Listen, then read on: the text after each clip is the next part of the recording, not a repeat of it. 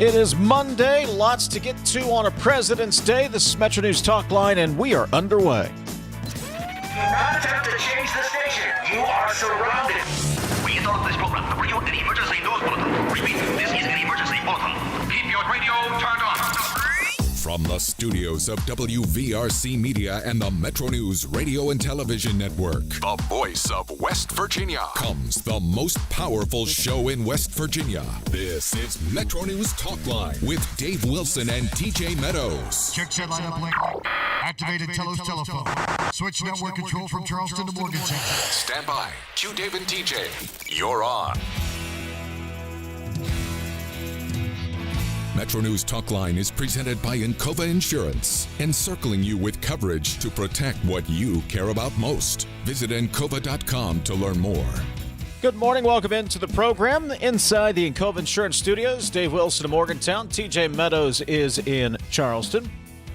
We appreciate you listening in on one of our great radio affiliates around the state of West Virginia, or if you're watching on the MetroNews TV app, Facebook Live, YouTube, we appreciate you tuning in there as well. Coming up this morning, we will talk to Michael Brooks, McDowell County Commissioner. It has now been a year since those devastating floods hit the southern part of the state. We will talk to him about what the last year has been like. Also, a little bit later on in the program, Liberty Capito will join us. She has a new piece over at The Hill talking about the roller coaster of deciding about a vaccination schedule for newborns and the loss of public trust in our public health institutions. We'll get into that subject coming up in the second hour of the program. Brad McElhinny stops by as well today as we are on day 34 of the 60-day legislative session. Lots to get into. Say good morning to TJ Meadows in the Encova Insurance Studios South. Good morning, sir. Good morning. Happy President's Day. Lincoln was the man. Jefferson, Adams, Washington, but Lincoln was the man. Ooh, was that your ranking? You coming out of the gates with a presidential ranking this Just morning? letting people know where I stand. What about Grover Cleveland? Come on, Rutherford B. Hayes. Well, they were all great men. I mean, they were presidents of the United States, but I'm telling you, man, Lincoln. John Quincy Adams, underrated. Okay. All right, underrated. Well, fair enough. You might have started something there. We'll have to come back to a little bit later. Okay. I don't want to keep our first guest waiting. He was kind enough to come into the studio this morning.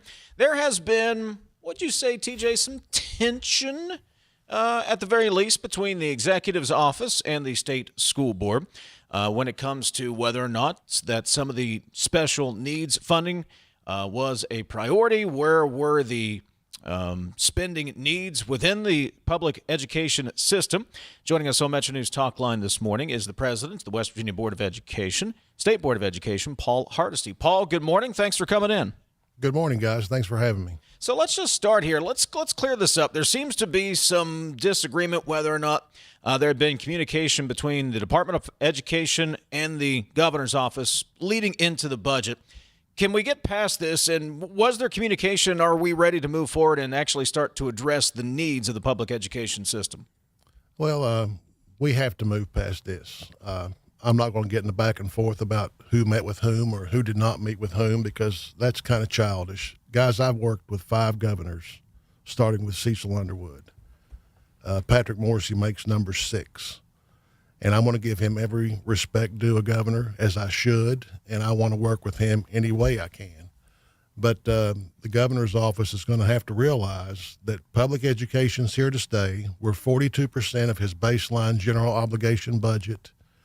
We're not against school choice, which is one of his preferred methods. We've made that crystal clear in my estimation. But both of these options have to work in conjunction with each other. It's just plain and simple. Paul, it's my understanding you're going to release a letter tomorrow. You're going to pen a letter to the governor. I think you're also going to include legislators and other key stakeholders. And here's a snippet of what you're going to say. You're going to say the bottom line is this. The public education system has several major components that are broken and have been for decades. This governor did not break them. This legislature did not break them. The West Virginia Board of Education did not break them. New school choice models did not break them.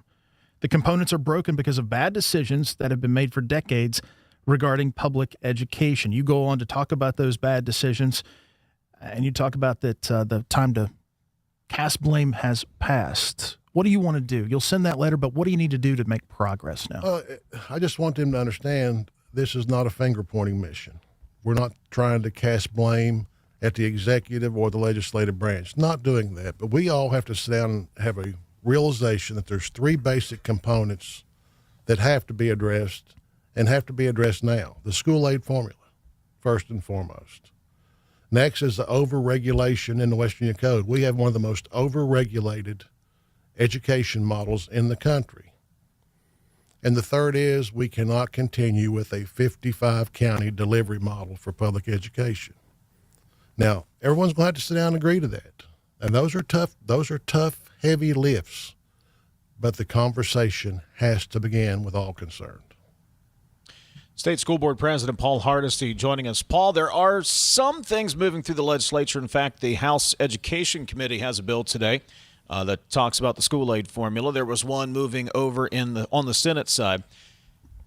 But these, and I haven't done a deep dive in the House bill, at least on the Senate side, they work around the edges. There was some special education funding. This is a heavy lift. So where do you begin? Do you throw the formula out, start all over? Where would you like to start? Well, I don't think you're going to make a lot of major adjustments during a 60-day session. It's going to take a comprehensive overhaul. It may take a special session at some point, but if a special session is ever called, there has to be a comprehensive plan in place. You just can't call people to town at $34,000 a day and not know what you're there for. You have to have a plan in place, buy-in from the executive and the legislative branch, and then you call the people of Charleston and work on that plan. 55 counties. That's 55 boards, 55 superintendents who, we're all human, may not want to give up their power. How do you persuade people that that's what's best for the children of West Virginia? Well, we need to have a deep dive and a breakdown of how much we're spending administratively per child in West Virginia. I'm going to make a lot of people in my own camp mad with this. But we have to focus our delivery with the frontline people being teachers and service personnel. The administrative costs for public education in a 55-county delivery model are way too high. Not sustainable with a shrinking enrollment. Paul, I've seen some statistics out there that show administrative jobs have increased, and I don't remember what the increase is, over the last several years, while student enrollment has declined. Is part of that due to the overregulation, or is part of that a result of the overregulation that you need people to make certain that these school districts are meeting the regulations? Are these two things working hand in hand?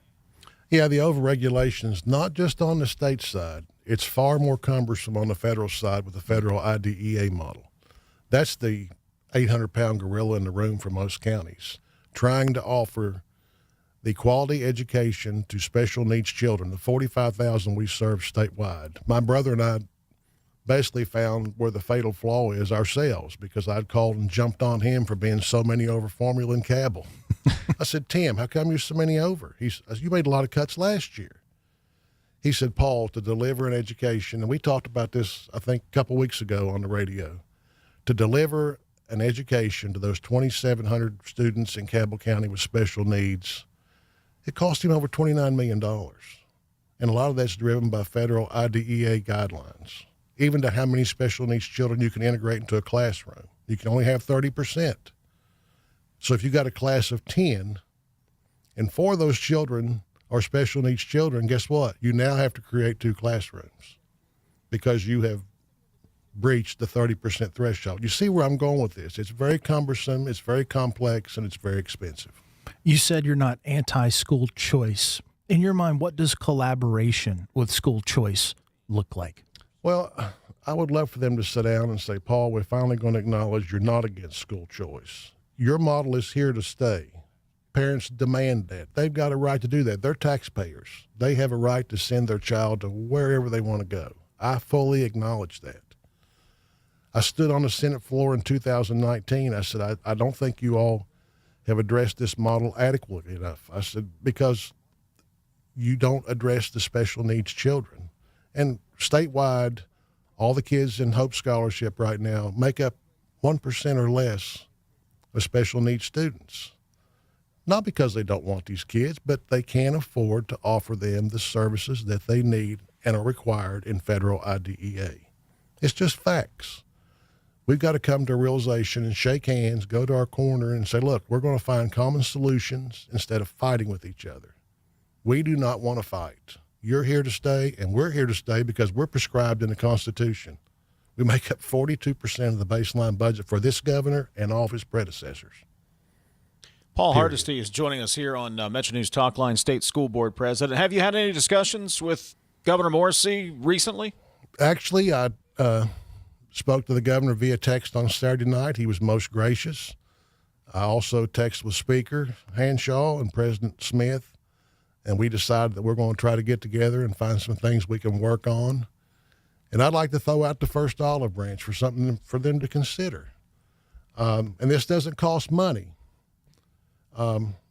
Any child that takes West Virginia tax dollars, whether it be public education, Hope Scholarship, homeschool, whatever model they choose, if they are the recipient of any West Virginia tax dollars, let us all agree to take the same summative assessment test to where we're comparing apples to apples instead of apples to oranges, and we can develop some baseline, sustainable data going forward and work from that point forward. I don't think that's a big ask, but I would like to start there and see if we can come to some realization and agreement to at least start those discussions. And if I hear you in that ask, you want an apples to apples comparison. I did not hear you say that you would want those results to somehow dictate where monies flow. Is that a fair assessment? No, this got nothing to do with money. And if it shows that the private schools are beating our pants off on test scores, then we need to look at the private school and see how they're delivering their model, and maybe we need to change our model to something like they're doing.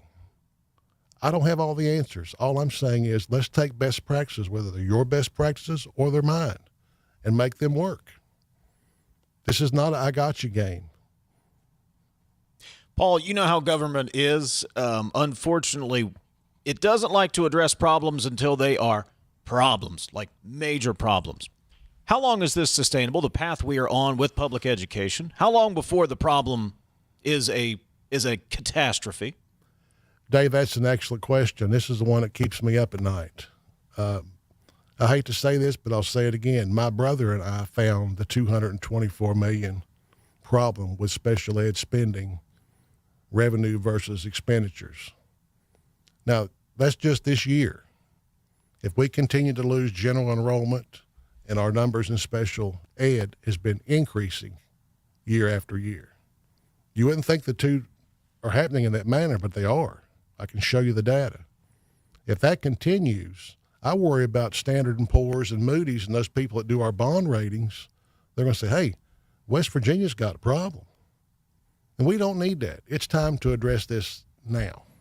You may not be aware of this. Just before we went on the air, I found out about it just before coming on. House Finance met this morning, and they passed out a bill that would give, I think, hold me to the number here, I'll have to double check, I think 3% raise to teachers. And I think, Dave, state troopers were also in that, if I'm reading that correctly. You have thoughts on that? Well, and again, the finance officers and our Senate finance chair, our House finance chair, two good friends, very competent men. The executive in his tax department, Eric Nelson, do a great job. I'm sure that they've calculated and figured those increases in, and I don't think that's problematic on any front right now. Paul, is it possible to get everybody in the room? This is a huge apple, if you will, and you're not going to eat it all in one bite. What's it going to take to get everybody in the room together to at least agree to like your proposal? Something small, something where you can start down that path. Combining county school systems, that's a huge ask. Test scores, that's a small ask. Can you get this? How do you get that across the finish line? Well, the governor did a press conference on Wednesday that was going on while we were having a state board meeting. I did not know he was having the conference, but that's okay. He made his statements. Some of them I agree with. And while I'm on the issue, we look forward to Dr. Paul coming on our board. I've heard nothing but good things about this man. I look forward to working with him. I think he'll be a great addition to the board. But we have to start working together, guys, because if we don't, it's going to get to a point to where it's broken so bad it can't be fixed. Who should be at that table? I mean, obviously you mentioned the governor. You mentioned the legislature, the board. There are a lot of other contingencies a lot of other constituency groups I'm sure that will want a voice. Are they welcome at the table? Should they be there too? They have to be at the table. I mean, all comers, anyone that's a stakeholder in education, they deserve a seat at the table.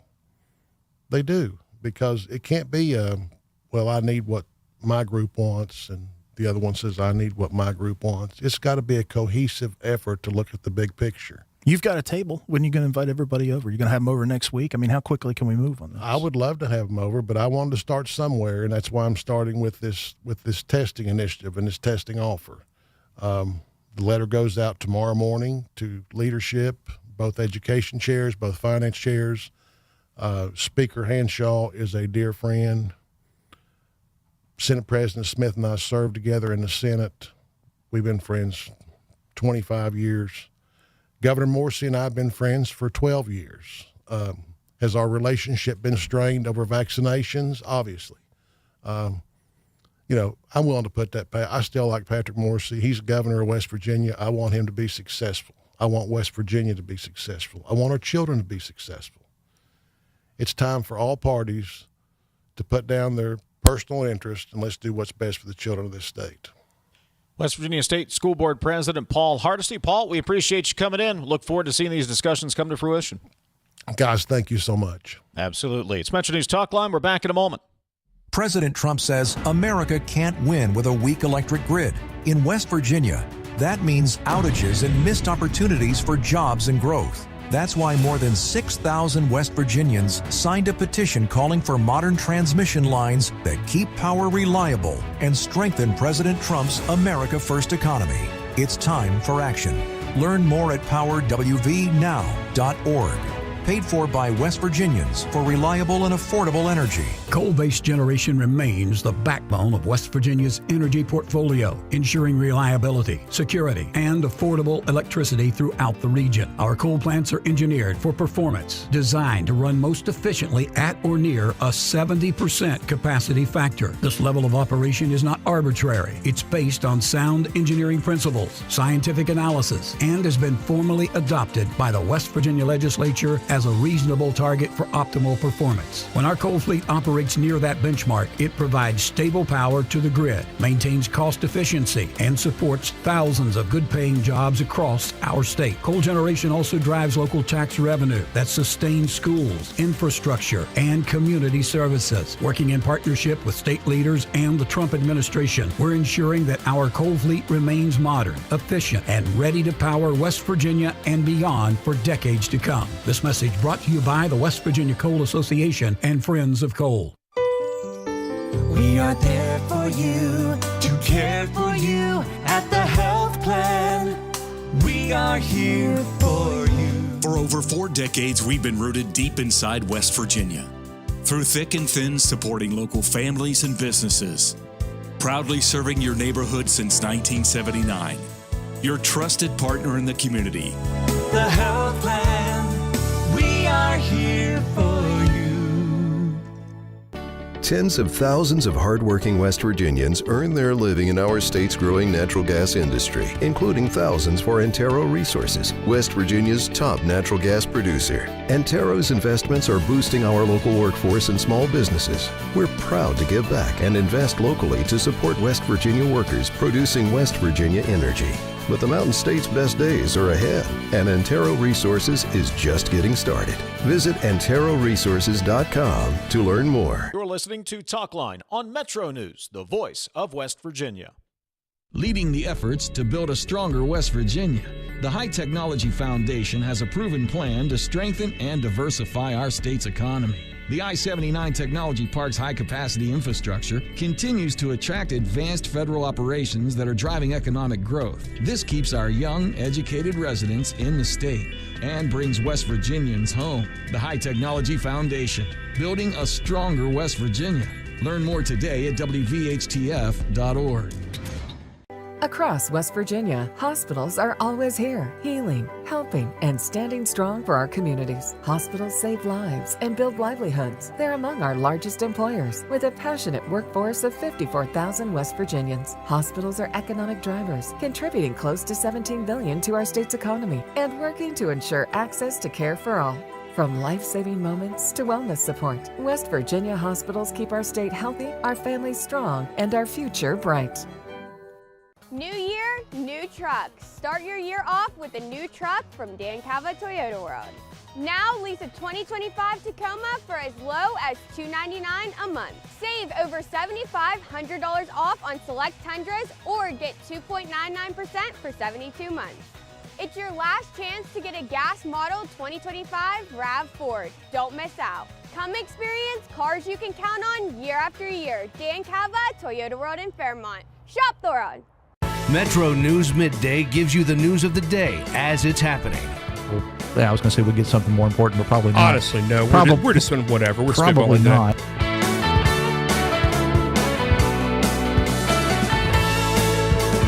Join Dave Allen weekdays for Midday on Metro News Television. Available on mobile, Roku, Fire TV, smart TVs, and online at wvmetronewstv.com. Of West Virginia.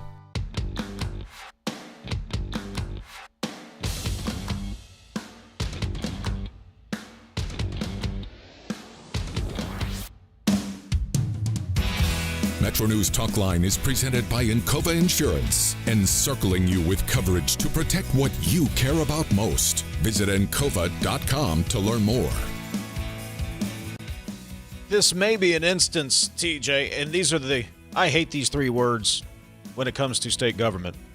Blue Ribbon Commission. But this sounds to me like that's maybe what needed here. Appoint a commission. You've got 1 year to come back with findings, recommendations, and a plan to fix public education.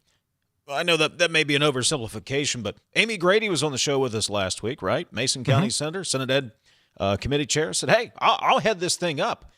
Maybe that's what I don't know if that's what Paul Hardesty has in mind, but that sounds to me like what needs to happen here, where you have legislators, the executive branch, the school board, all involved, and then come back with a plan for 27. It's way too late in the session to do anything major now. We can trim around the edges, but come back with a plan for 2027. And everyone is welcome at the table. You heard that. That needs to include teachers' unions, AFP, other school choice folks that champion that effort. Get them all. Get representatives, get them around the table, and start talking. And credit to Paul Hardesty, kind of, I don't know if extending the olive branch there, but hey, let's start with this thing here that doesn't cost anything, that we can get everybody on board with, and then we'll try to work our way up to some of the bigger, more controversial items like combining county school systems down the road. I want to talk about his proposal a little bit. At face value, what does it matter if why would it be a bad thing, I guess, is my question, for everybody to take the same test and then you have apples to apples? I'd like to drill deeper on that and hear thoughts, but seems reasonable to me. Seems reasonable. That's what Somebody we're shooting for. Somebody tell me what I'm missing. What am I missing? That's what we're shooting for. Seems reasonable. Brad McElhinny seems reasonable. He'll join us next. This is Talkline on Metro News. For 40 years, the voice of West Virginia. It's 10:30. Let's get a news update from the Metro News Radio Network. Find out what's happening all across the great state of West Virginia. West Virginia Metro News, I'm Jeff Jenkins. U.S. District Judges sitting on the bench in West Virginia are releasing more of the people that were picked up in the ICE sweep last month. Metro News statewide correspondent Brad McElhinny has been following the cases through the federal court system. In most of the cases, lawyers for the people being detained have pursued the cases, contending that their clients have already been in consistent cooperation with the U.S. immigration system, and that should continue. 24 cases have surfaced in federal court. There were 650 people arrested. during Operation Country Roads. Read more at WVMetroNews.com.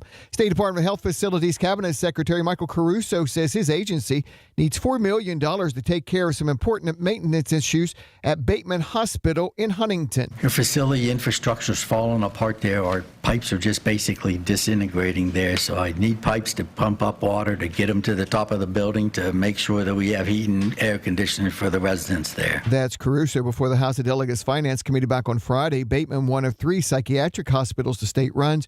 Caruso told lawmakers all 3 have maintenance issues.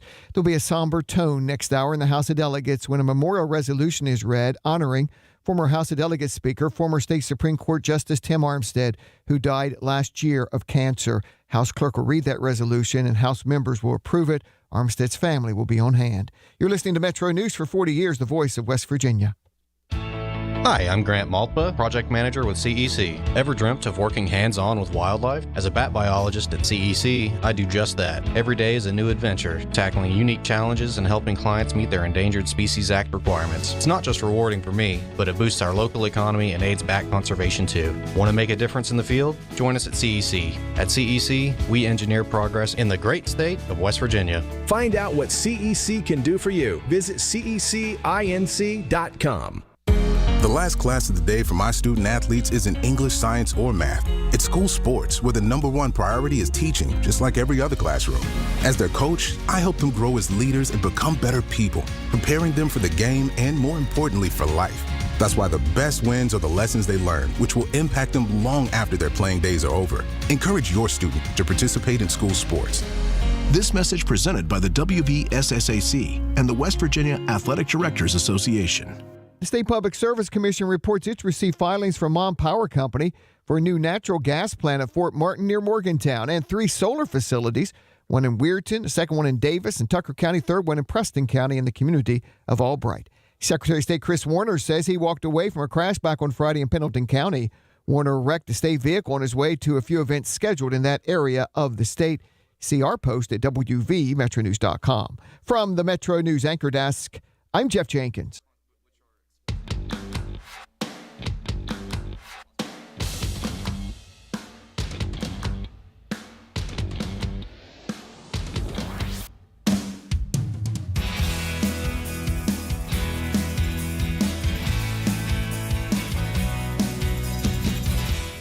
Text line is 304-TALK-304. Phone number is 800-765-TALK, 800-765-8255.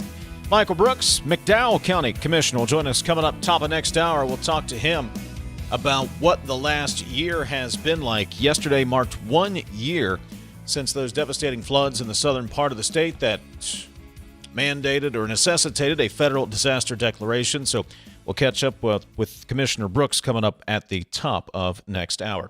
Today is day 34 in the 60-day legislative session. Metro News statewide correspondent Brad McElhinny is keeping tabs on the legislature this morning. He joins us on Metro News Talkline.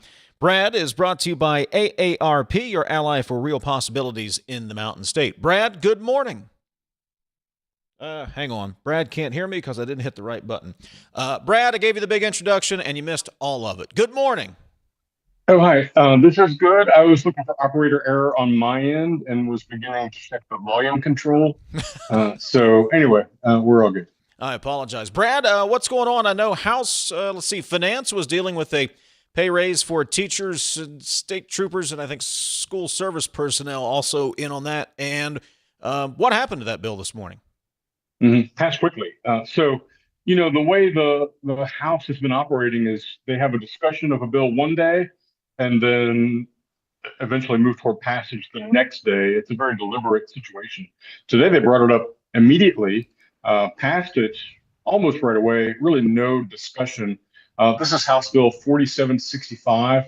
It's a bill for pay raises, I think 3%, for teachers, school personnel, and members of the state police. The reason that has to be done is that those categories of workers already have their pay scales in state code. So I've seen this before. Anytime there is a pay raise considered, those particular categories have to be dealt with in a bill. So teachers, school personnel, and state police employees. It's a little bit boilerplate, but it is a sign that the House wants to go ahead with this. Again, there was really no discussion today, but that is moving forward. The governor has described moving ahead with pay raises 3% for other state employees, and that'll be taken care of as part of the budget process. But this has to be done because of the way state code reflects these particular salaries. I do understand that there will be a budget rollout in this afternoon's Senate Finance Committee meeting. That comes to me by way of listening carefully to Radio Roundtable on our station WJLS in Beckley, rolling out the Senate's version of the budget this afternoon, though, which is far earlier than I had expected. Oh, wow, man. TJ, start over. I have totally mucked up this whole segment here. Start over with that question, that very good and poignant question. Well, gee, now I have to come up with a really good and poignant question. Brad, I would assume that rollout will want to watch to see how the governor's proposed 10% tax cut is handled and addressed. Is it 5? Is it 10? And how the Senate wants to roll in that. Would that be a correct assumption on my part? Yeah, for sure. So, the House Speaker, Roger Henshaw, pointed out last week that the legislators have in their hands a bill independently reflecting the governor's desire for a 5% tax cut. The Speaker, made it kind of quietly that there is no bill reflecting a 10% tax cut at this point. That could be introduced on the governor's behalf.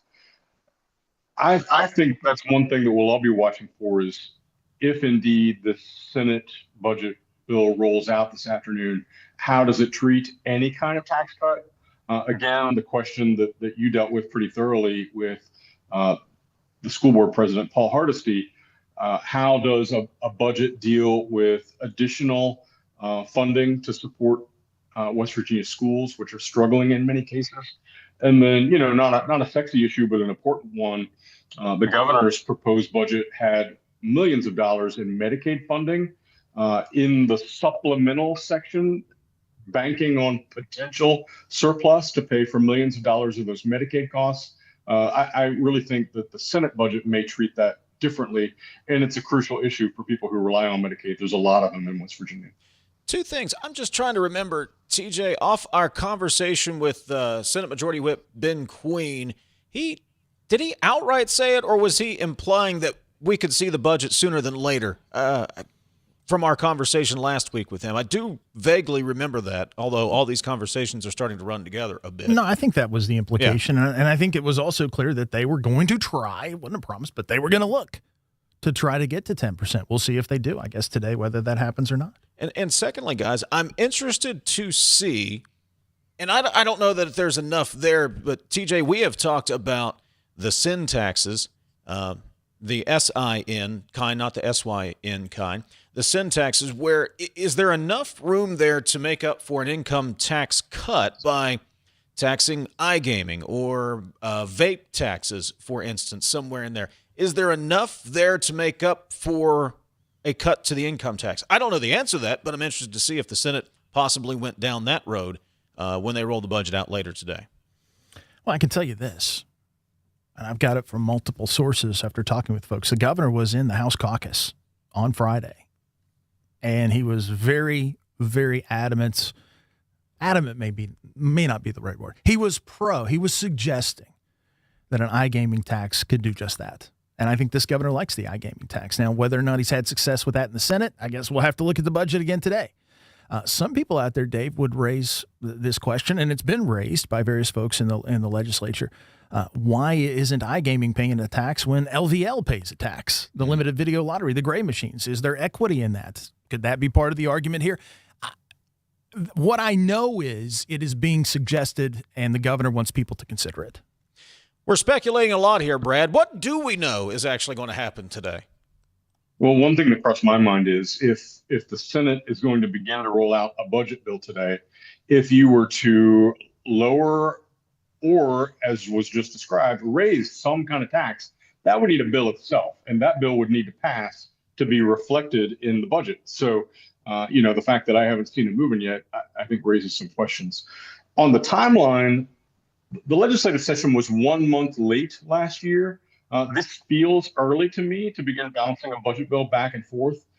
And I looked, it looks like last year that budget bill debuted in the Senate Finance Committee around April 4th.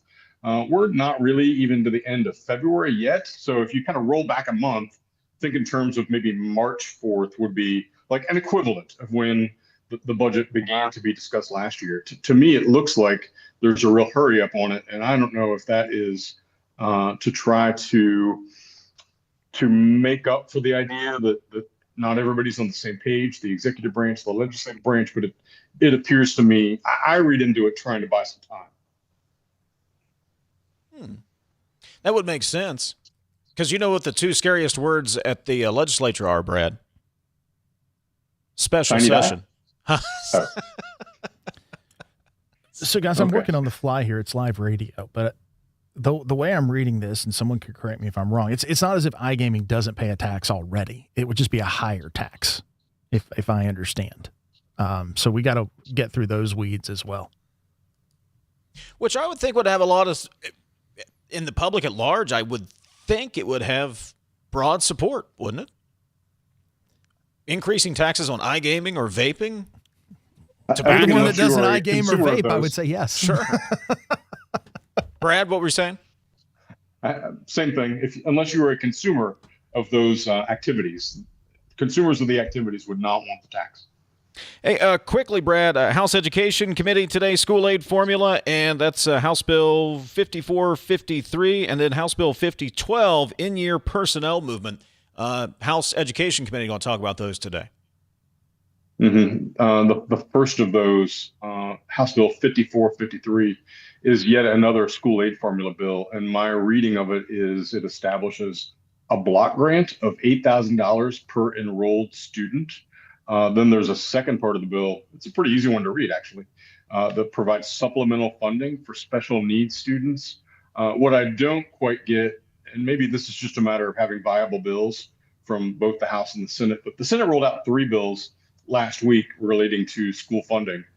Now here comes the House Education Committee. It may just be that they kick them back and forth for a while until they can finally settle on what they want to do.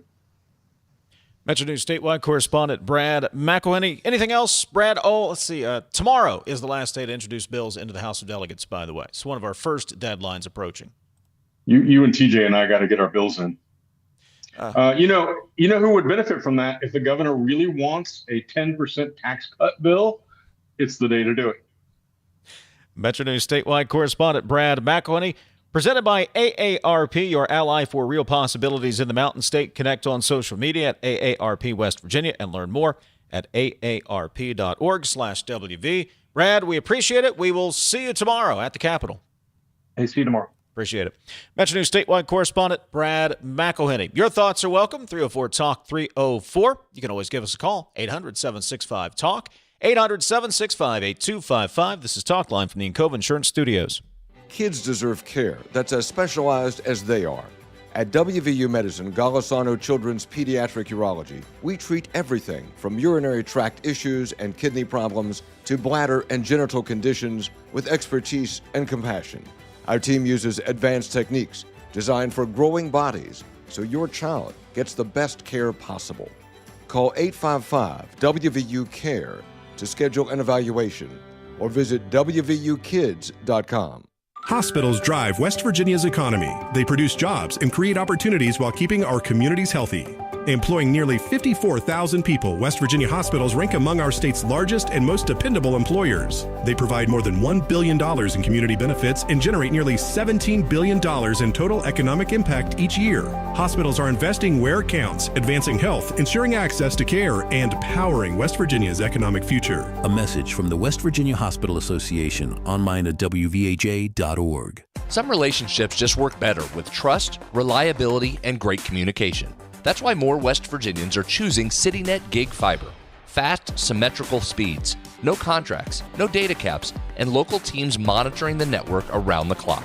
Plus, for a limited time, new residential customers can get 50% off any internet plan for a full year, with plans starting as low as $25 a month. Check availability at your address. Visit citynet.net today. CityNet connects, protects, and perfects. You're listening to Talkline on Metro News, the voice of West Virginia. We're Panhandle Cleaning and Restoration.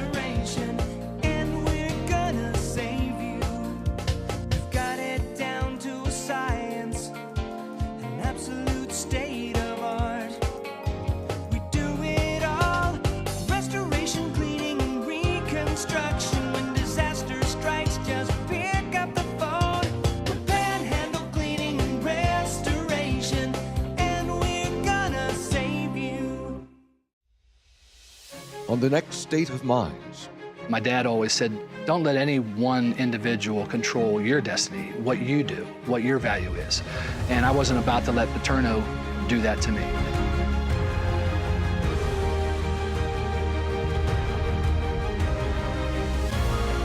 I mean, it was just a phenomenal time, my first game, and to be accepted as a Mountaineer.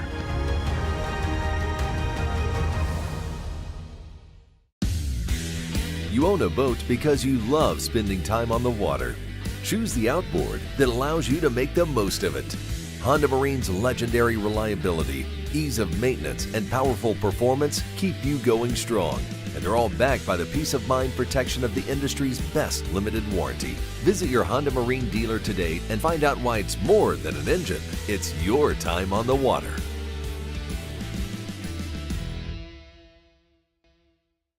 Start your new year off right with a new ride from Dan Cava GMC.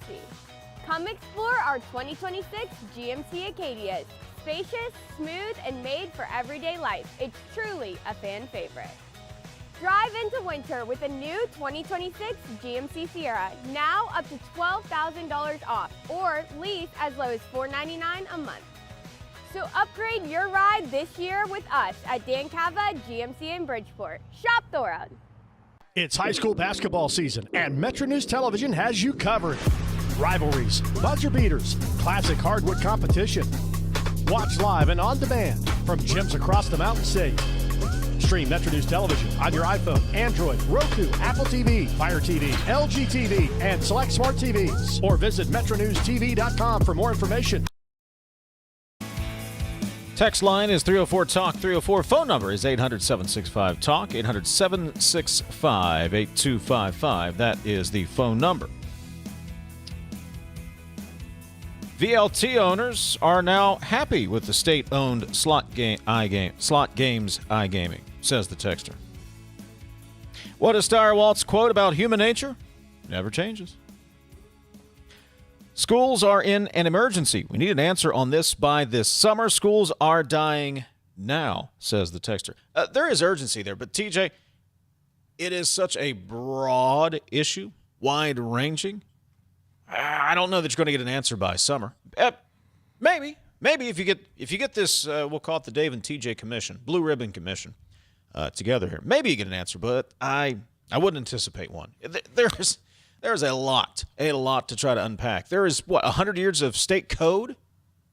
I mean, that didn't just happen overnight. That was 100 years of adding to the state codes. A lot there to unpack. A worthy stretch goal for summer, but I wouldn't hold my breath. But a worthy stretch goal. Texter says, so merge counties and what do you shut down? All the schools when one county has snow and the remainder of the region or state schools do. Look, I could give you I don't know if this is a uniquely West Virginia problem. I suppose this happens everywhere. We will come up with every reason under the sun why we cannot do something. And I'm not saying it'd be easy, TJ. I think it'd be very complicated to merge school systems. But don't let that stop you from having the discussion or exploring the idea or coming up with a way to do it if that is, in fact, going to be the best way to move forward. There are a lot of reasons it's going to be hard and it's going to be complicated. That doesn't mean it shouldn't be explored and tried. Well, look, DOH doesn't plow where it doesn't snow. I mean, you pay people to make decisions based on the variables in front of them. Genuine concern, just as you, not trying to disregard it, we can work through that. The alternative of not working through that is a system that completely implodes, which does nobody any good. Texter says, the last gentleman you had on discussing the reduction of the 55 county superintendents, I've been talking about that for years. The most West Virginia needs are 10. We're spending way too much money. I'm fielding executive positions and not enough on our schools and teachers, says the texter. Can't afford it. Just can't afford it. Could at one point. Had a golden goose, had a lot of severance revenue. It's not there the way it used to be. Can't afford it. And I don't know what the answer would be. Do you combine counties? Is it a certain district with X number of schools? I don't know, but I know the conversation needs to happen. And I would be willing to look, but That one, that just seems so far down the road. That one's fun to talk about because it's controversial and gets people wound up. That's like step 87, and we're on step 3 of the process here. Well, and let me say this. I think you should have a holistic conversation about counties, i.e. how many sheriff's departments, how many courthouses, et cetera. But you can limit this in scope to the school systems. You can change the number of county school systems without necessarily changing the number of counties. And there may be a way. Look, compromise, right? There could be some compromise where counties can keep some sort of individualism, some sort of presence, but have a regional administration. I'm saying there needs to be a conversation. There needs to be a holistic approach, like you mentioned there. Well, and a good deal is one where nobody gets everything that they want, Dave. And this is going to be a good deal if it's going to work. Nobody is going to get everything they want. Texter points out California has 58 counties. Jeez. Boy, I could imagine covering that county commission meeting. I digress. 304-TALK, 304 is the text line. 800-765-8255 is the phone number. The investigation into the disappearance of Nancy Guthrie continues. Savannah Guthrie, the NBC Today Show host, put out another emotional video message recently as that investigation enters. Golly, it's been several weeks now since Nancy Guthrie went missing. Fox News Radio's Eben Brown joins us with the latest. Eben, good morning. What's the latest into the investigation? The latest is really not much more than what we knew before the weekend. Nancy Guthrie is still missing. She's 84 years old. She has a pacemaker. She does not have her medication with her. She was bleeding when abducted. We know that because there were drops of blood found. We don't know the nature of the injury that caused that bleed. But she is still believed to be in danger. Savannah Guthrie, her daughter, made another video that was published yesterday in which she makes another appeal to the supposed abductors to do the right thing, that there's still a time to do the right thing. And that is, of course, to let Nancy Guthrie go home. A glove that was found last week about a mile or so away from her home was found to have male DNA. Police have not yet said if they've matched that to anyone, either directly or through a familial match. And a helicopter with specialized equipment was used to see if they could track Bluetooth signals. The pacemaker that Nancy Guthrie has is Bluetooth capable, and a lot of modern pacemakers are. To be able to monitor it and modify its settings and things like that. Normally, Bluetooth does not have a wide range, but perhaps something aboard this helicopter has the ability to detect those signals, and so maybe they'll have some luck at some point. But so far, we've not heard that they've had. Fox News Radio's Eben Brown. Eben, we're up against the clock. We appreciate the update. Thank you. You bet. Coming up, we'll get a couple more texts in. We'll wrap up the first hour of Talkline. This is Talkline on Metro News. We're back in a moment. Since 1926, the West Virginia Hospital Association has been the collective voice of our state's hospitals. With a shared vision of strengthening communities, improving lives, and supporting our state's economic well-being, our member hospitals work every day to provide high-quality, accessible care. This year, we celebrate 100 years of a unified voice and our ongoing commitment to supporting our members in achieving a strong, healthy West Virginia. A message from the West Virginia Hospital Association, online at WVAJ.org. We are there for you, to care for you at the health plan. We are here for you. At the Health Plan, we are here for you, and we have been one of the most trusted carriers for over 40 years. Headquartered right here in West Virginia, providing exceptional health coverage and local customer service. The Health Plan, we are here for you. Principal Greg Dosh of MTech. Thanks to funding in part from West Virginia lottery proceeds, we're expanding MTech with a new STEM edition. Across West Virginia, opportunities like these are made possible when you play, helping to ensure more students can discover their future right here at home. For 40 years, proceeds from the West Virginia Lottery for education have totaled $4.1 billion. West Virginia Lottery, 18 plus to play responsibly. You're listening to Talkline on Metro News, the voice of West Virginia. The conversation starts long before the game. He doesn't do this to other guests, but every time I'm on here, he creates distractions. Disrespectful. With his phone. I mean, I have to have the phone on in case Pete Thamel breaks another story. Join Tony Carini, Brad Howe, and Hoppy Kercheval for Three Guys Before the Game. Metro News Television. Available on mobile, Roku, Fire TV, smart TVs, and online at wvmetronews.com. You own a boat because you love spending time on the water. Choose the outboard that allows you to make the most of it.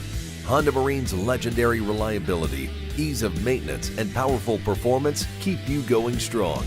And they're all backed by the peace of mind protection of the industry's best limited warranty. Visit your Honda Marine dealer today and find out why it's more than an engine. It's your time on the water.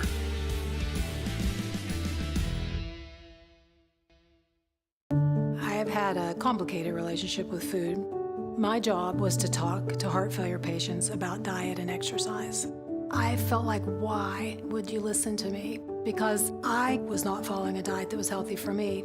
I needed help. Bariatric surgery at WVU Medicine helped me lose 175 pounds. I feel like I'm free.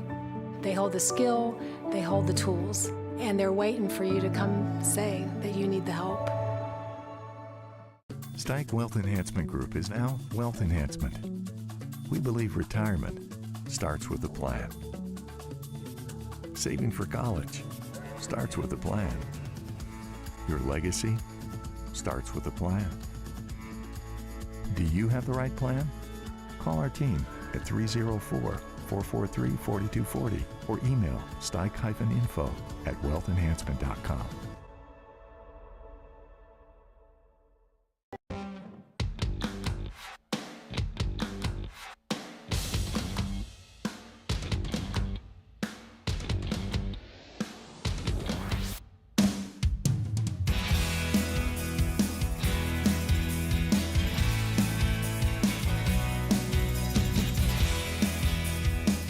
Brad McElhinny just let us know that Senate Finance Committee meets today, and there is Senate Bill 392 on that committee's agenda, and that is an income tax reduction. It's starting, Dave. Now we're getting cranked up. Took half a session, but we're getting cranked up now. These are the meetings you want to be a fly on the wall in. And I'm not talking about committee. I'm talking about in the cloakroom. These are the meetings that you want to sit in on. Not to mention there are cigars and brandy available in those meetings. And great mustaches. Jackpots are growing in West Virginia. Jackpots are on the rise every week. Powerball hits Mondays, Wednesdays, and Saturdays. Mega Millions lights up Tuesdays and Fridays. That's 5 chances a week to get in on life-changing jackpots. Play in-store and online. 18 plus to play. Please play responsibly. The Powerball jackpot is $154 million. Mega Millions jackpot is $395 million. So go ahead, play today. Coming up, we will talk to Michael Brooks, McDowell County Commissioner. It has been 1 year since the devastating flooding in the southern part of the state. We'll talk to Michael about the last year. A little bit later on, Liberty Capito will join us. She's got a new piece for The Hill. We'll talk to her about vaccines. That's all ahead. Second hour, this is Metro News Talkline on Metro News for 40 years, the voice of West Virginia.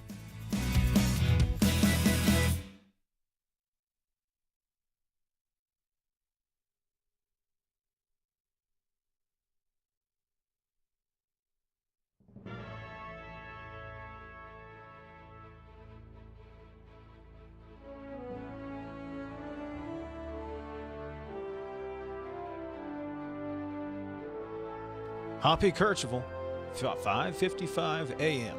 How early did you get in that day, by the way? Probably 3:30. Probably 3:30. How long did you do sign-on shift? I signed on like 7 years. Not all. 6 days a week for 7 years. Lightweight. I know. Couldn't do it now. Now when I wake up at 3:30 is to go to the bathroom. And go back to bed.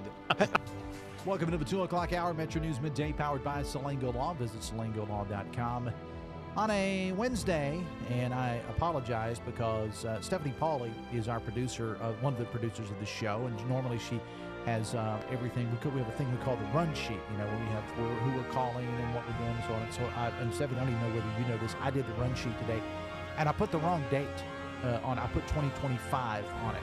Because how many of us in modern day actually write the date out anymore. I mean, you did it when you were in school. You did it back when people wrote checks and whatever. This may have been the first day that I have written the date down, and I was responsible for putting together the sheet. And my co-host, the lovely and talented AB, starts the show by saying January 24th, 2025, because she read it directly off the sheet. And it is indeed the year of our Lord, 2026. Oh, yeah, he did find something out. Something, you're related to Thomas Jefferson? Well, no, I'm not related to Thomas Jefferson, but I am related to Samuel Kercheval, who was a historian who...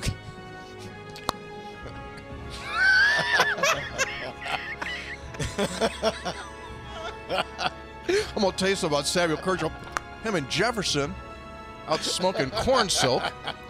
Kercheval told him, Thomas, I don't know about this country. Might want to start again. He could...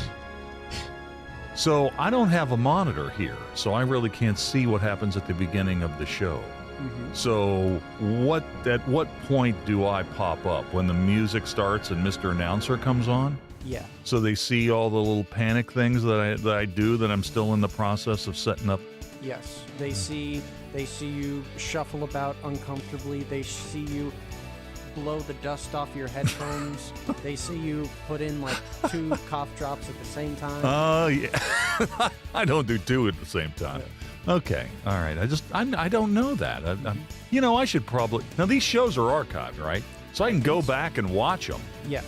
So I could like live this show in real time and then go home and, when I say something to Linda like, hey, did you hear when I did this? And I don't watch it. Well, let's get in front of the TV and watch me do it again for 3 straight hours. Yes, it's archived just like the audio podcast. Ah, that's right. And see, this is the thing that gets the NCAA in trouble, when it goes to court here. Is there a clock or not? Greg, we talk about the clock all the time. If he began in 2019, the clock should have run out, whether he's played the 4 years or not. And that's part of the argument, because some guys go right through the clock, right? TJ Finley, we've mentioned many times on this show. 7th team coming up this year. He's playing for Incarnate Word. He's played 7 seasons at 7 different schools. Now, why hasn't his clock started?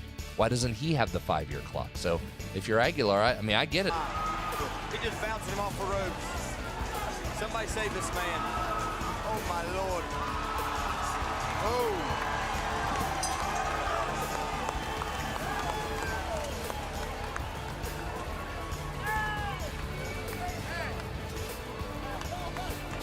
Very nice, very nice.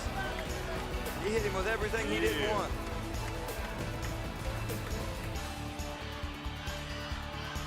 Ten seconds remaining. It'll be a direct snap here.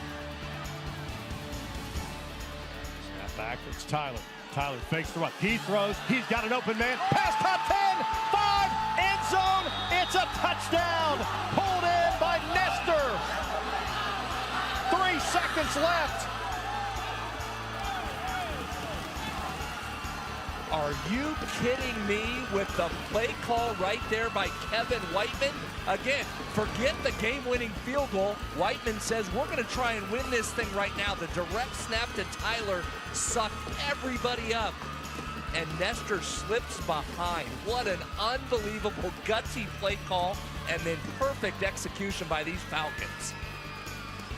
Things aren't always going to be great. And sometimes, you can work really, really hard and it's still not great. You're still not successful. But, if you continue to do it, one way or another, things are going to be work out. You're going to be successful. And it may not be in the world's eyes, but,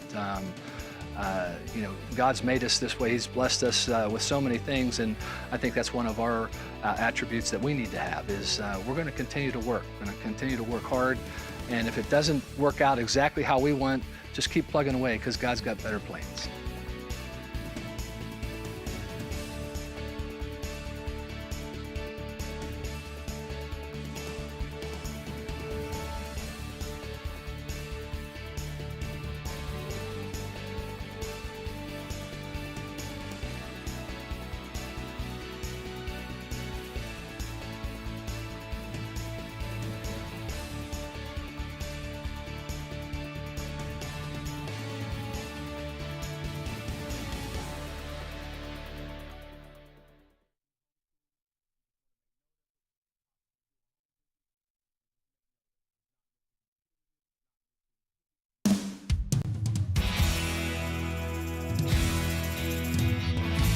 MetroNews Talkline is presented by Encova Insurance, encircling you with coverage to protect what you care about most. Visit Encova.com to learn more. Second hour of MetroNews Talkline. Dave and TJ. Dave in Morgantown, TJ in Charleston. We'll both be in Charleston tomorrow, upper rotunda of the West Virginia State Capitol, as the legislative session continues. We're both in the Encova Insurance Studios today. Zach Karolchek is our video producer, and Sophia Wasik is handling the radio side of things if you are listening in on one of our great radio affiliates across the state of West Virginia. 800-765-TALK is the phone number. You can text the show at 304-TALK-304. I am fighting a sneeze right at the moment, hoping it doesn't happen in the next 10 minutes or so. By the way, good morning, TJ, before I get to the by the way. Good morning. Roger Hanshaw tells me last week, horseradish. He says for your allergies, horseradish, and it'll prevent nosebleeds because I'm worried about nosebleeds all the time. What do I have this morning? A nosebleed. Really? Yeah. Horseradish. Listen to the speaker. That's what he said. And I didn't do it. Maybe I should have. By the way, Brad was correct. The Senate Finance Committee meets at 3 o'clock this afternoon. I mentioned Senate Bill 392, that was relating to personal income tax reduction. Senate Bill 250 is the budget bill, TJ. So that is going to roll out this afternoon in Senate Finance. And there are some supplemental appropriations, looks like to the State Board of Education and Department of Human Services as well. So the wheels are turning. The wheels are turning. I'm looking at 392. And when you go in and you look at, for those of you that may not be familiar, anytime you see legislation proposed and it has underlines, that's what they're changing. Guess what they're changing? The brackets. So now it's like, okay, are we going a whole 10%? Is this just the 5? And I'm trying to compare to the baseline on the fly, and I haven't done the math yet. So as soon as I have time to do the math. But, that's what they're taking a look at. And it's the governor's bill. It's at the request of the executive, so I'm sure it's 10%. I would think. We will dive into Seems like we need to put out a request for Senator Barrett tomorrow. Just throwing that out there. A little pre-show planning on the show, TJ. It's live radio. I love it. 304-TALK. 304 is the text line at 800-765-8255. That is the phone number. More Capitol talk in just a bit. Yesterday marked 1 year since the devastating floods in the coal fields of West Virginia. The Tug Fork rose rapidly on February 15th. Towns along the waterway from its headwaters near Welch all the way to Louisa, Kentucky, felt the impact of the flood. In the town of Welch, 3 people died when their vehicle was swept away in the floodwaters, including a child. More than 30 water rescues were conducted along the Tug Fork. More than 50,000 people lost power in the incident, and it was off for days. That flooding devastated the southern part of the state. Joining us on MetroNews Talkline this morning, McDowell County Commissioners Michael Brooks and Cecil Patterson. Gentlemen, good morning, and thanks for joining us. Hey, good morning, TJ. Appreciate you coming on here with Dave and TJ this morning, guys. So, Cecil, I'll start with you this morning. What has the last year been like? Well, it's just been busy trying to recover. We got hit countywide, so it was devastating to our entire county and the citizens of our county. But just started picking up the pieces and putting it back together little by little, down to the final things. We still got a few bridges and stuff out, things like that. But it's just been a slow recovery process. Morning, Michael. It's TJ. Talk a bit more about that. What are you still trying to recover from? Because I would imagine there are still a lot of things that people are potentially even dealing with in their homes. Yes, sir. We, of course, as Commissioner Patterson said, such a broad spectrum of destruction, throughout all of McDowell County. All 4 corners of our county was affected, of course, by the flood. Still, some of the roadways are, they're working on them even as we speak. The governor's office and through the Department of Transportation, finally, the contractors and the specialized units, I guess, that they need to make that happen. And we've seen a lot of work in that area. Still got several areas that they're pretty much in line to be corrected. We, of course, always a lot of the structures in certain parts of the county that receive some damages and, still in need of, volunteers. I mean, it's sad to say, a year out. And I think, Dave, TJ, what a lot of people fail to understand, we as a commission and you guys aired several programs, to help get the message out. We begged for months for volunteers, but I think the general public sometimes don't understand, this all occurred right when Helene had struck. And, we had a tri-state area that were devastated by horrific flooding.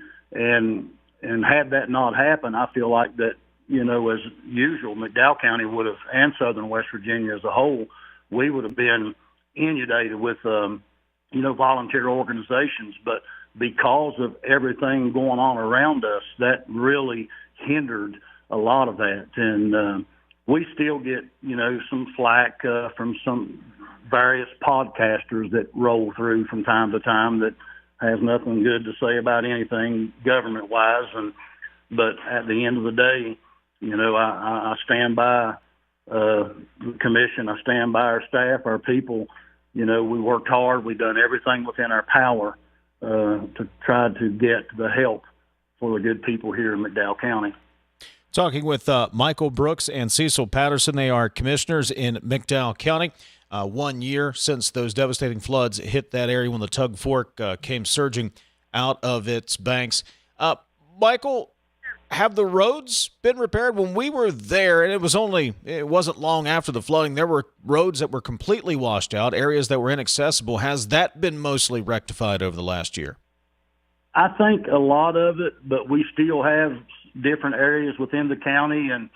And my understanding, the way the flooding affected those areas and the destruction it caused, it's not something that, your local outpost of the Department of Highways can take care of. It takes specialized equipment, and, you only have X number of those contractors in the state. But those are being addressed. I'll give you an example, Route 52. My wife and I were traveling there just trying to identify some of the areas from the town of Yeager to the almost the underpass there in the Coney Island section of Welch. Was like 27 places that I counted on Route 52 where the bank and the road had been ate out in a way that would require, some substantial construction to make it better or make it correct. I'll let both of you weigh in on this. I know it's a concern to both. Michael, I'll start with you. Has there been any movement to try to dredge the streams? You and I talked about that several times. You believe that that's a big catalyst for many of these waters, and it would be a great mitigation tool. Have you had any success in getting any of that done or even planning for that to be moved TJ, forward? We have had some, and we've had Commissioner Patterson can confirm, and Dwayne Dotson, our other commissioner as well. We've had multitudes of meetings with the everybody from DEP, Soil Conservation, and those entities did, and we were able to address several blockages in the county. Probably the more severe ones. Still working on that. Of course, DEP and a lot of these entities, they're, and we know that you're not going to put a dozer in at Coney Island and drive it all the way to Davie, those type things. But we have been in talks and working on some stream revitalization, some techniques and different type of ideas that they have to kindly, address these issues throughout the county. But it's still ongoing. And again, it's just something it's not fast enough. And, of course, when you're here and we live in it, we're impatient about it. But nonetheless, we're thankful for the help that we've got. We still need more. And I will say, we're thankful the governor's office, there's not a time that we call that, they send the people, they call and try to get everybody on board to try to dissect this as much as possible. We have a process working now that hopefully this coming month we'll be able to address several blockage areas in the county. We received help from Ramaco Coal Company, volunteered equipment and men to address multiple areas in the county to remove the major blockages. Talking to Michael Brooks and Cecil Patterson, McDowell County Commissioners, 1 year after the devastating flooding. Cecil, we pride ourselves in West Virginia on being resilient. Often we don't wait around on help. We'll pick up a shovel, whatever the case may be, to get the job done. Do you have some of those stories out of the county over the last year, the resiliency of folks down there? Yes, sir. When, like I said, when it hit countywide, and people, from our deputies to everybody else, you just get trapped in whatever part of the community you're in. And when you come here going out of Welch toward Gary, there's a big slide the state road couldn't take care of. One of the co-operators, Eddie Asbury, called and said, "Hey, what can we do just to get up there and get that road cleared?" So, they bring equipment in to do stuff like that. And the people, this had individuals showing up with little excavators, dump trucks, little dump trailers going, "Hey, where can we go and what can we do to help the people?" And just the outpouring that we had was tremendous of the citizens trying to help the other citizens that were the ones that could help was trying to help the ones that couldn't help themselves. So it's just we face it so much. It happens. It happens regularly. We hate to say that, but we're so used to the flooding, we actually usually have a plan of what we're going to do and how we're going to try to do it better the next time. But we do, the citizens and people that had moved away had come back and said, "Is there anything we can do to help?" So they're just a huge number of stories out there that people trying to help help our citizens. Cecil, I was listening to the morning news this morning with Jeff Jenkins, Chris Lawrence, Daniel Woods. They were talking about Welch Community Hospital, as I recall, and I think there are some questions about the future of the hospital. I want to transition to that. I want to let you both talk about your concerns, if any, about the future of Welch Hospital and what it means to the community. Okay, sir. Again, this is Cecil. Sir, that is our lifeline. That hospital, without that hospital, I don't know what the citizens of this county would do. We're literally an hour and a half from any other type of major care facility.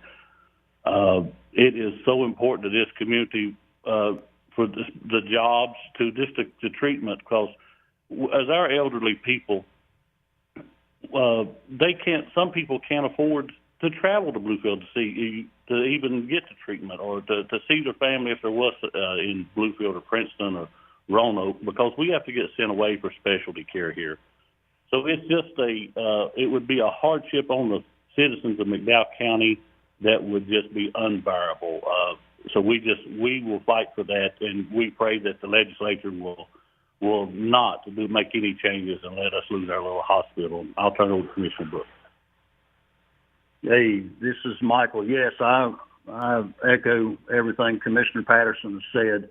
This hospital is a staple for our community, not only McDowell County, but Wyoming County. Even folks from Mingo, as far as that goes. That hospital serves a whole bunch of people, a lot of good employees, and it's just a situation that would really, for lack of better words, would be a nail in the coffin for McDowell County. And I agree with Commissioner Patterson.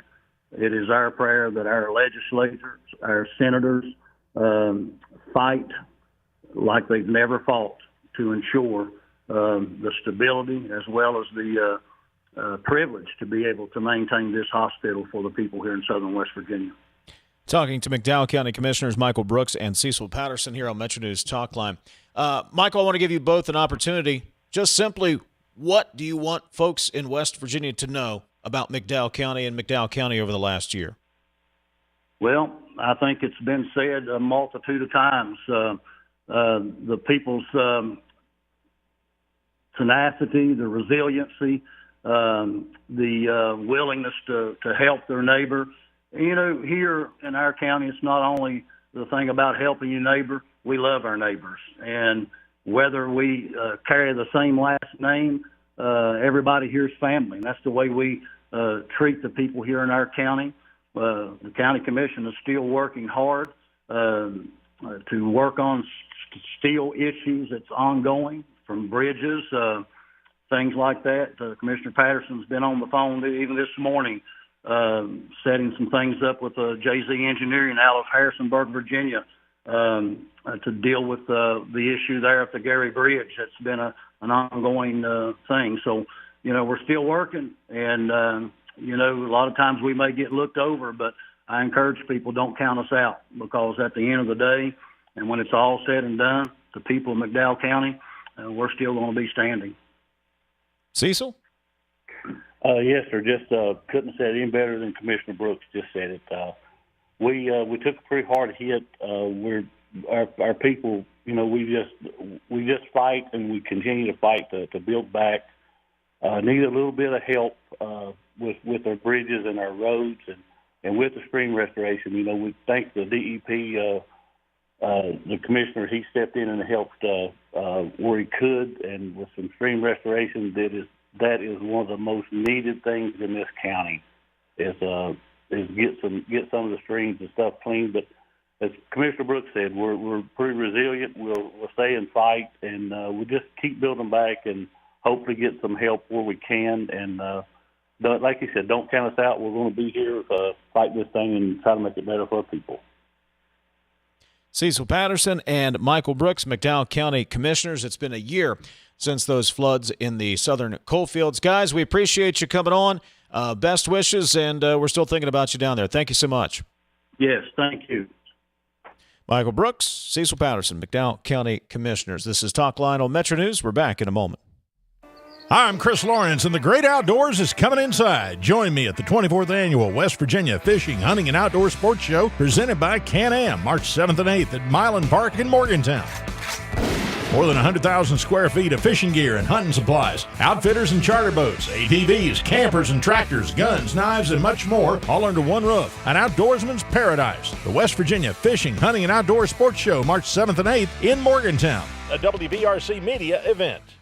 Tens of thousands of hardworking West Virginians earn their living in our state's growing natural gas industry, including thousands for Antero Resources, West Virginia's top natural gas producer. Antero's investments are boosting our local workforce and small businesses. We're proud to give back and invest locally to support West Virginia workers producing West Virginia energy.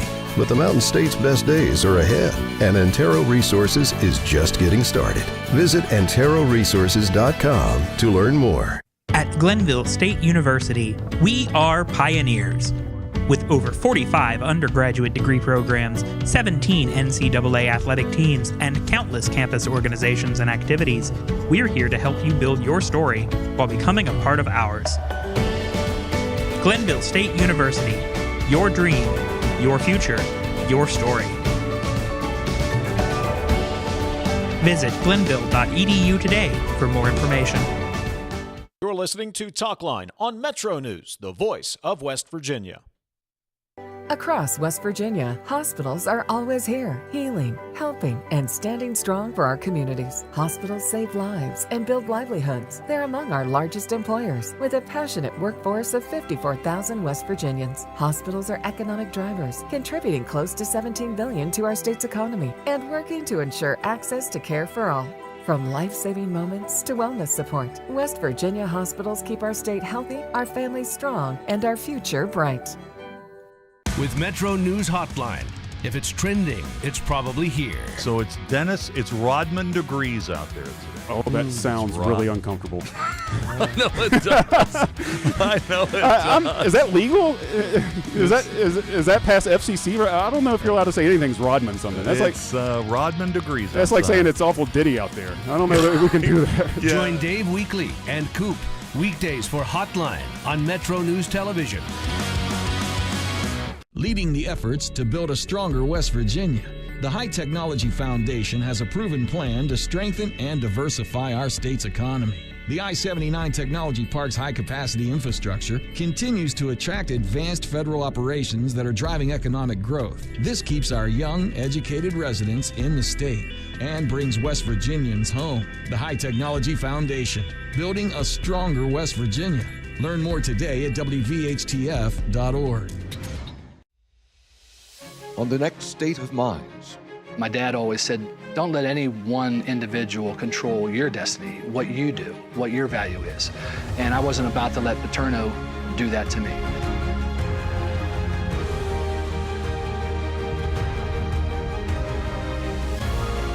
I mean, it was just a phenomenal time, my first game, and to be accepted as a Mountaineer.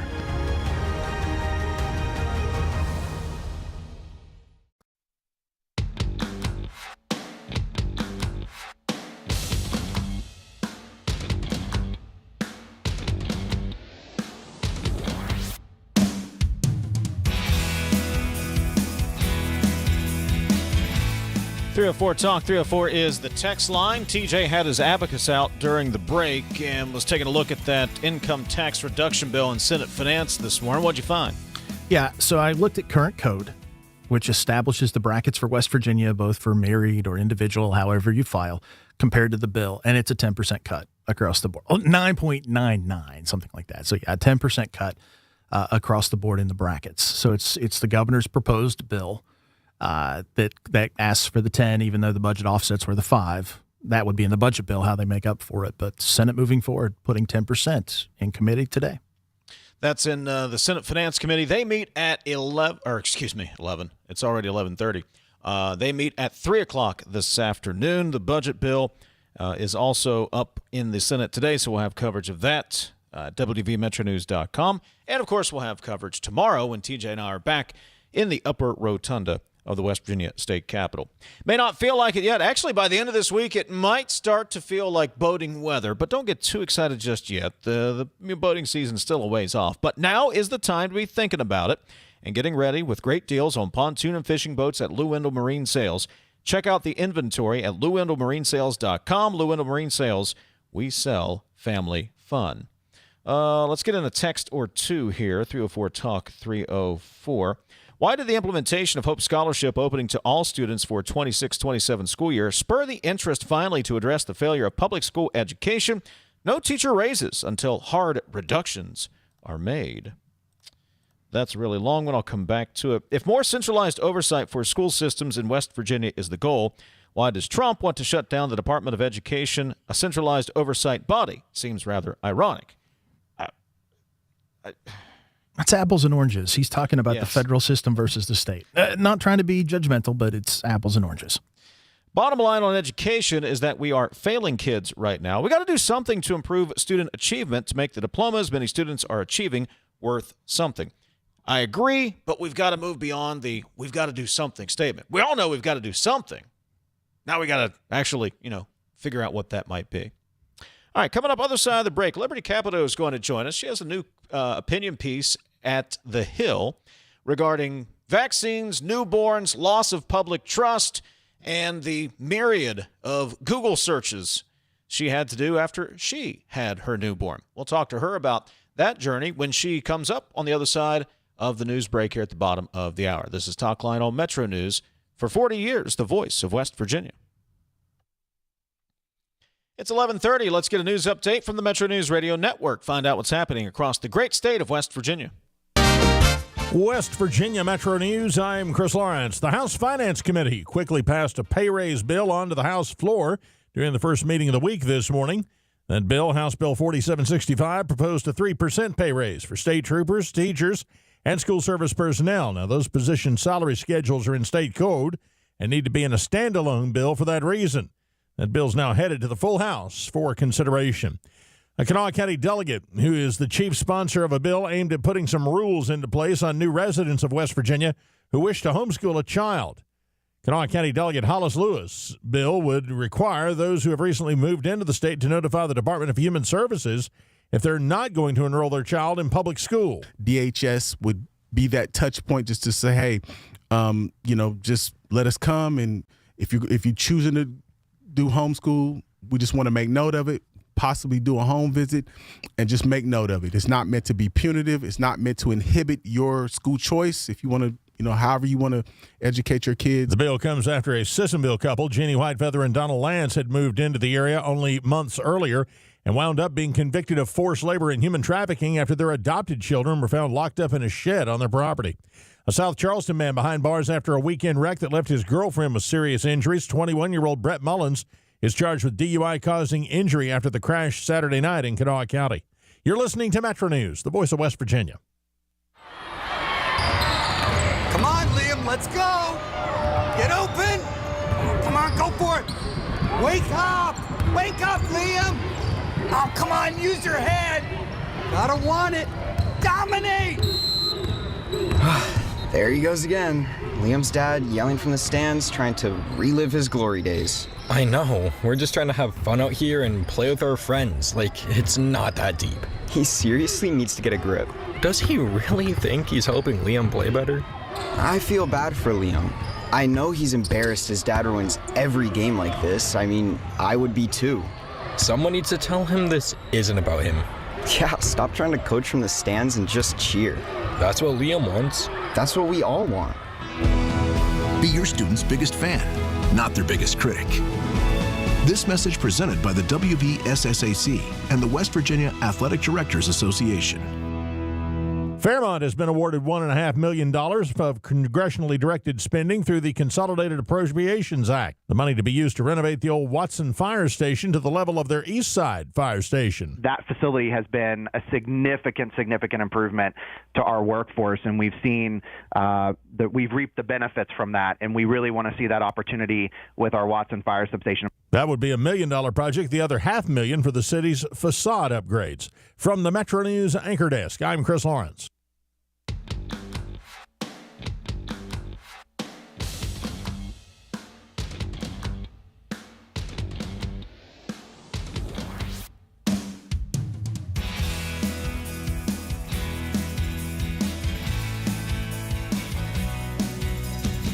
.304 Talk 304 is the text line, and 800-765-TALK the phone number. Dave and TJ in the Encova Insurance Studios.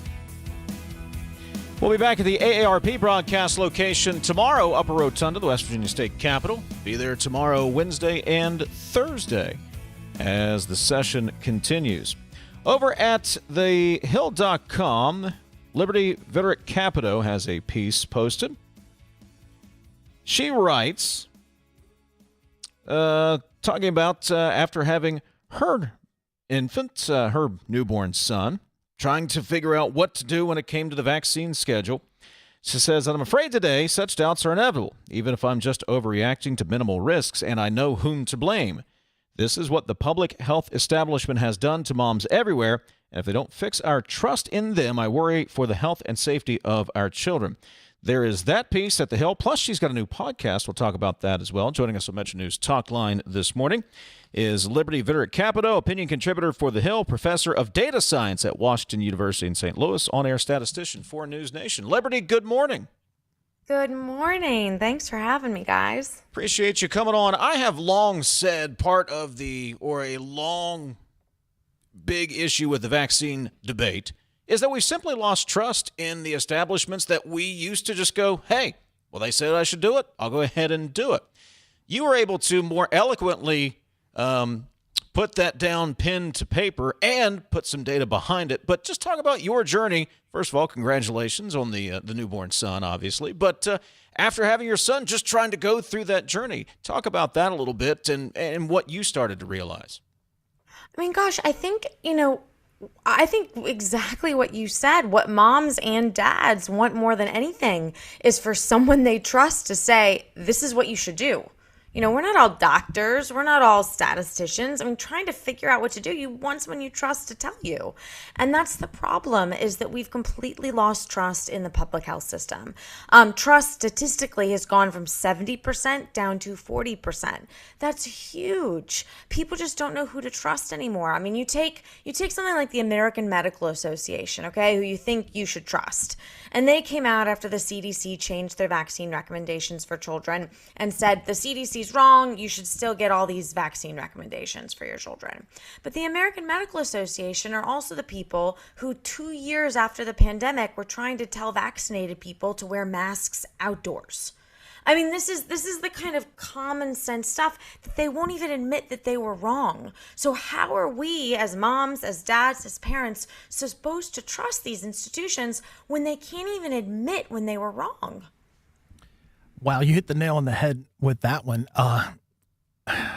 It kind of leads me to believe, should we trust anybody? I mean, should we trust government? Should we trust the AMA? Should we trust them on this issue and not that issue? And again, congratulations on the birth of your son. But I see folks, and I talk with folks, Liberty, who say, my child was vaccine injured.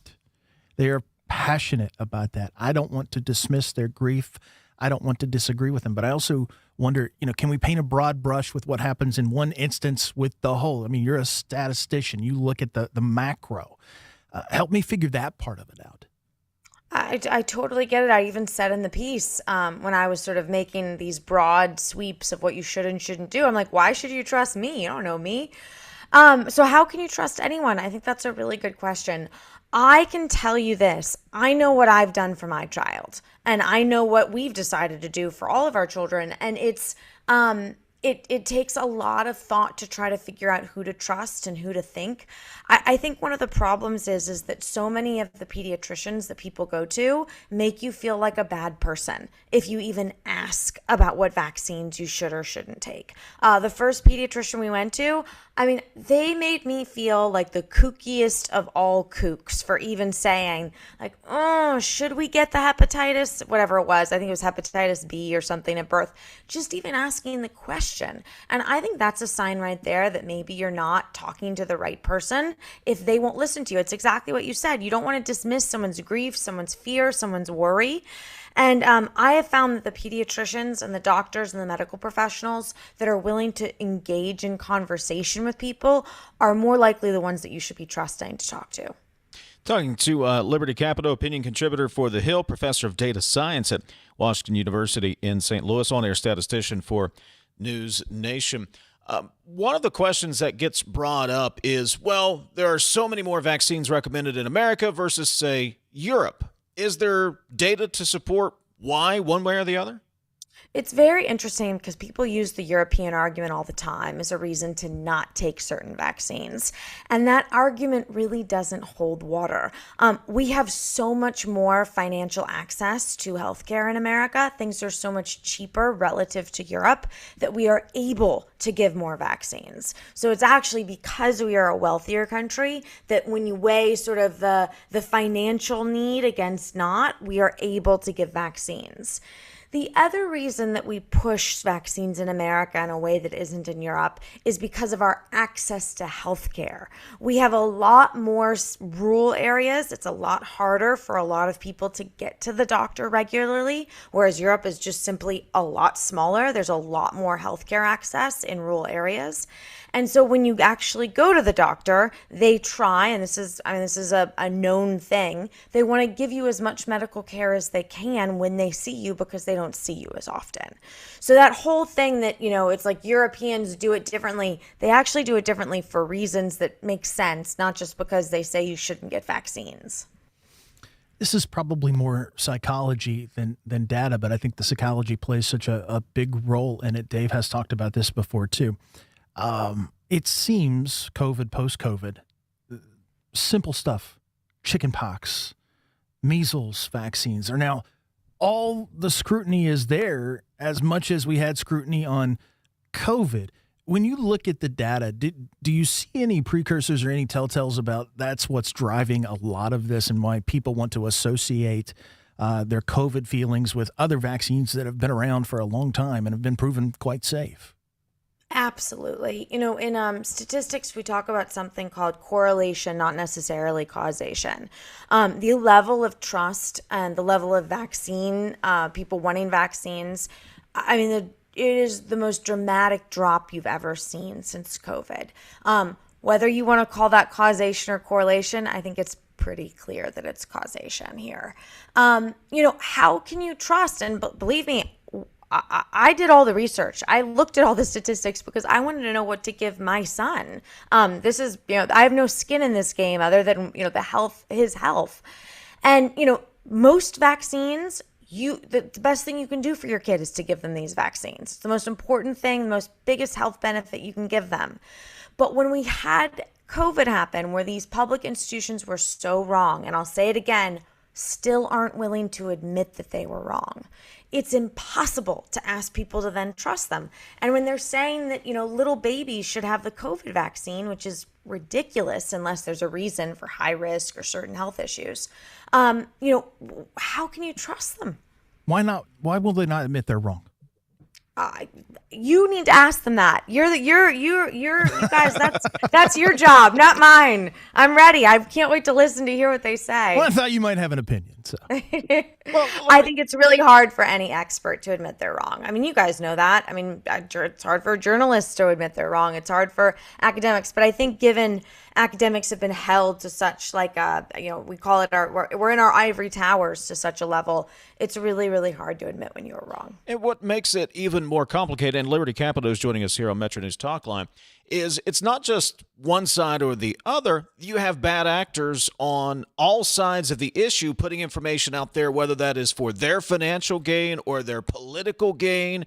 And if you're the parent of a newborn, if you're a parent of a kid going into kindergarten, you're trying to figure all this out, boy, that's a lot to sort through. And again, it comes back to finding someone who will engage with you and that you trust to make those decisions. I don't envy your position at all, Liberty.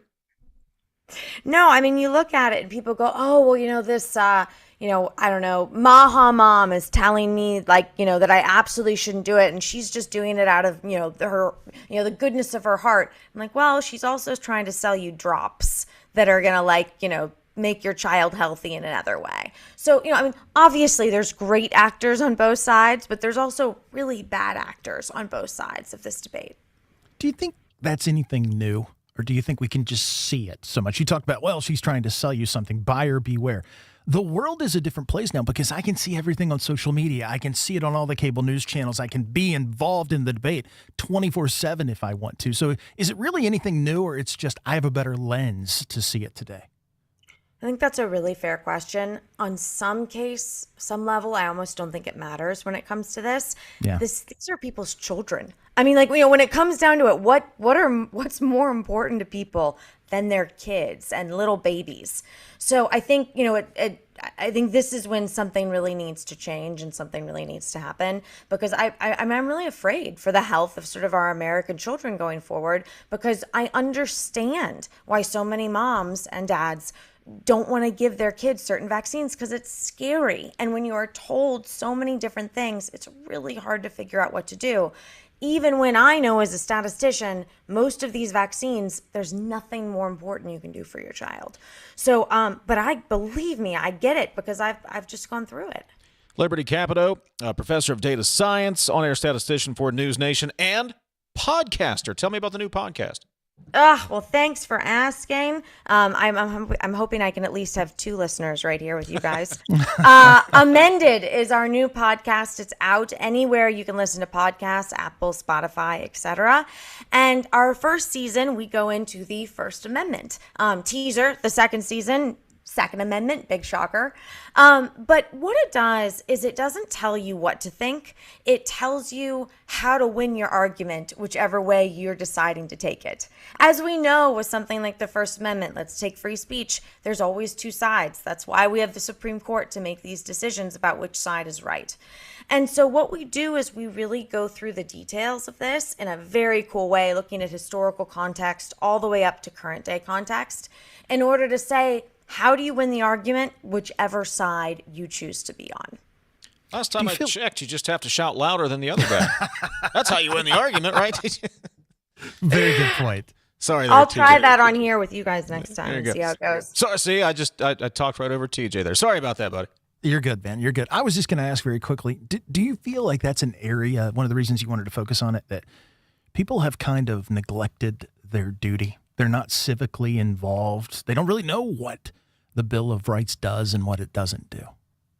Yeah, I mean, I think that's a failing of our society. And I think what's so interesting, people are interested in things. People are curious. People want to know. And it's our fault for not teaching it or showing it in a way that's interesting. So I'll give you an example. You know, people say, well, free speech is free speech. Like, what's different about it? Well, it changes culturally. If you go back to one of the original cases of, you know, the concept of porn, I'll know it when I see it. You go back to one of the original cases where that came from. It was because a guy showed some French art film where there wasn't even sex on camera. It alluded to the concept that a woman cheated on her husband. And that was too obscene. That went all the way to the Supreme Court of whether they could show a movie where it was alluded to that a woman cheated on her husband. Now we have AI generated child porn that people are trying to decide whether that's too obscene or not. So, you know, what is free speech changes so intensely with culture, but we don't teach people it in this interesting way that makes sense. I truly believe the American public and the American voter, the American constituent, everyone is curious and interested. We're just not giving it to them in the right way. Liberty Capito, professor of data science, on-air statistician at News Nation, opinion contributor for The Hill, where you can read her piece over at thehill.com on the vaccine journey. Liberty, good to speak to you again. Again, congratulations on the newborn. Hope you're getting some sleep these days. And come back anytime. Thank you, guys. Oh, don't forget about the podcast. Amended wherever you download your podcast. Thank you, Liberty. Appreciate it. Your thoughts are next at 304-TALK-304. Phone number is 800-765-TALK, 800-765-8255. This is Talkline. Back in a moment. Building a stronger West Virginia isn't just a dream, it's a mission. The High Technology Foundation knows economic diversity is the key. For over 30 years, they've been dedicated to transforming the state's economic landscape. Conveniently located in the heart of West Virginia, innovation, growth, opportunity, all under one roof. There's no need to look far for change. It's happening right here at the High Technology Foundation in North Central West Virginia. Visit WVHTF.org to learn more. Hospitals drive West Virginia's economy. They produce jobs and create opportunities while keeping our communities healthy. Employing nearly 54,000 people, West Virginia hospitals rank among our state's largest and most dependable employers. They provide more than $1 billion in community benefits and generate nearly $17 billion in total economic impact each year. Hospitals are investing where it counts, advancing health, ensuring access to care, and powering West Virginia's economic future. A message from the West Virginia Hospital Association, online at WVHA.org. Coal-based generation remains the backbone of West Virginia's energy portfolio, ensuring reliability, security, and affordable electricity throughout the region. Our coal plants are engineered for performance, designed to run most efficiently at or near a 70% capacity factor. This level of operation is not arbitrary. It's based on sound engineering principles, scientific analysis, and has been formally adopted by the West Virginia Legislature as a reasonable target for optimal performance. When our coal fleet operates near that benchmark, it provides stable power to the grid, maintains cost efficiency, and supports thousands of good-paying jobs across our state. Coal generation also drives local tax revenue that sustains schools, infrastructure, and community services. Working in partnership with state leaders and the Trump administration, we're ensuring that our coal fleet remains modern, efficient, and ready to power West Virginia and beyond for decades to come. This message brought to you by the West Virginia Coal Association and Friends of Coal. You're listening to Talkline on MetroNews, the voice of West Virginia. Start your new year off right with a new ride from Dan Cava GMC. Come explore our 2026 GMC Acadias. Spacious, smooth, and made for everyday life. It's truly a fan favorite. Drive into winter with a new 2026 GMC Sierra, now up to $12,000 off, or lease as low as $499 a month. So upgrade your ride this year with us at Dan Cava GMC in Bridgeport. Shop the world. Download MetroNews Television on your iPhone or Android. Search MetroNews Television in your app store. Create an account today to get alerts and watch all live and archived content. Download now. Touchdown! We're Panhandle Cleaning and Restoration, and we're gonna save you. We've got it down to a science, an absolute state of art. We do it all, restoration, cleaning, and reconstruction.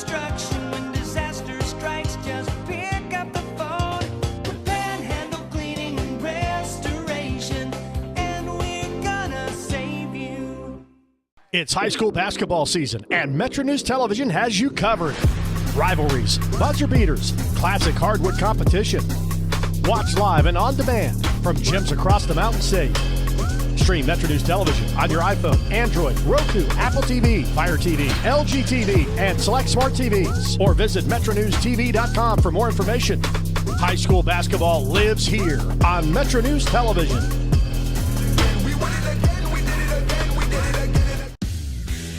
You own a boat because you love spending time on the water. Choose the outboard that allows you to make the most of it. Honda Marine's legendary reliability, ease of maintenance, and powerful performance keep you going strong.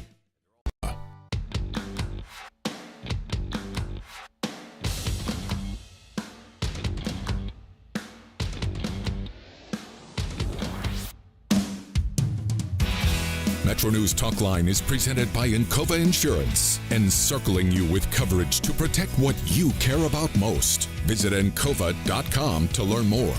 When you choose CityNet, you're choosing a 100% West Virginia-owned internet provider with local support. No call centers, no runaround, just fast, dependable fiber internet backed up by people who live and work right here. Plus, new residential customers can get 50% off any internet plan for a year. Visit citynet.net today. 304-TALK, 304 is the text line. Guys, a 10% reduction sounds great, but what's the real-world benefit for the average taxpayer? Is the governor and legislature haggling over a few $100s or a handful of change? Your thoughts, Mr. Meadows? Well, look, I don't think it's going to be a huge rip for anyone in terms of a reduction in taxes. On the aggregate, it certainly is. I mean, you talk to folks over there, and it could be, tens and tens of millions of dollars. What it comes down to is the philosophy banks on the fact that people will spend that money. And we've already seen that from other tax cuts. You're seeing sales taxes go up. People, as much as I would love them to, do not save money. They spend it. That's good for the economy. Is it time? Do we have the triggers? Senate seems to think one thing. I want to know what the House is going to do. I think the House may have a different perspective. They may do 5 like you're talking about. They may do nothing and say we like the triggers. Special session coming. I find one of the most tiresome arguments when we get into the tax discussion is politicians telling me how much my money doesn't actually matter. Well, that's only a couple of $100s a year. That's not a big deal in savings. Or when they raise taxes. Well, you see, that's only a couple of bucks a month more. It's not that big of a deal. I find that whole argument tiresome. I'll take a couple of $100 extra, and maybe I'll go buy something. Especially maybe I'll since save it was money you earned. Yes, absolutely. So, let's see. 304-TALK, 304. I like this girl. Every time you have her on, she is clear and concise. Always good quality information. Interesting discussion about vaccines. I wonder how much of the anti-vaccine crowd is being led by Silicon Valley thought leaders who have their own agenda, who live by the mantra, go fast and break things, and don't want to face scrutiny by federal agencies, speculates the texter. Final break. Back to wrap it up. Tell you what's coming up tomorrow. This is Talkline from the Encova Insurance Studios. Tens of thousands of hardworking West Virginians earn their living in our state's growing natural gas industry, including thousands for Antero Resources, West Virginia's top natural gas producer. Antero's investments are boosting our local workforce and small businesses. We're proud to give back and invest locally to support West Virginia workers producing West Virginia energy. But the Mountain State's best days are ahead, and Antero Resources is just getting started. Visit AnteroResources.com to learn more. Located in the heart of West Virginia, Bridgeport is the place to play. Endless indoor and outdoor recreation opportunities, including the Bridgeport Complex, coupled with a dynamic food scene, make Bridgeport the perfect getaway destination for couples and families. Explore unique shopping and pick from a wealth of lodging options to find something perfect for your needs. Explore the heart of West Virginia in Bridgeport. Learn more about all there is to do at greater-bridgeport.com. Since 1926, the West Virginia Hospital Association has been the collective voice of our state's hospitals. With a shared vision of strengthening communities, improving lives, and supporting our state's economic well-being, our member hospitals work every day to provide high-quality, accessible care. This year, we celebrate 100 years of a unified voice and our ongoing commitment to supporting our members in achieving a strong, healthy West Virginia. A message from the West Virginia Hospital Association, online at WVHA.org. Every day in West Virginia, we play for something bigger. As a mom, I play for her education. I play because it helps provide care for the ones who care for us. I play to help keep our parks beautiful. Why I play? Because every play supports West Virginia's future, our students, our seniors, and our state parks. For 40 years, proceeds from the West Virginia Lottery have totaled nearly $13.7 billion. I play. 18 plus to play. Play responsibly. You're listening to Talkline on Metro News, the voice of West Virginia. 3PS, a marketing, public relations, and government affairs firm dedicated to promoting your brand, advocating for your initiatives, and implementing creative strategies that deliver results, is celebrating their 10-year anniversary. 3PS believes in the power of strategic advocacy, effective communication, and unwavering dedication to client success. With a focus on building lasting relationships, driving positive change, and delivering measures. Across West Virginia, hospitals are always here, healing, helping, and standing strong for our communities. Hospitals save lives and build livelihoods. They're among our largest employers, with a passionate workforce of 54,000 West Virginians. Hospitals are economic drivers, contributing close to $17 billion to our state's economy and working to ensure access to care for all.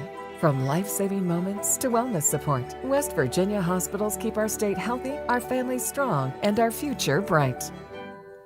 New year, new trucks. Start your year off with a new truck from Dan Cava Toyota World. Now lease a 2025 Tacoma for as low as $299 a month. Save over $7,500 off on select Tundras or get 2.99% for 72 months.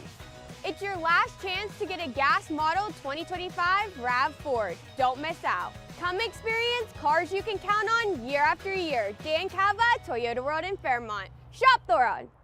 Metro News Midday gives you the news of the day as it's happening. Well, yeah, I was going to say we'd get something more important, but probably not. Honestly, no. We're just doing whatever. We're probably spitballing not.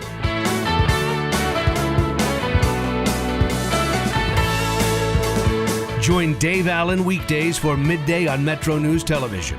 Available on mobile, Roku, Fire TV, smart TVs, and online at WVMetroNewsTV.com.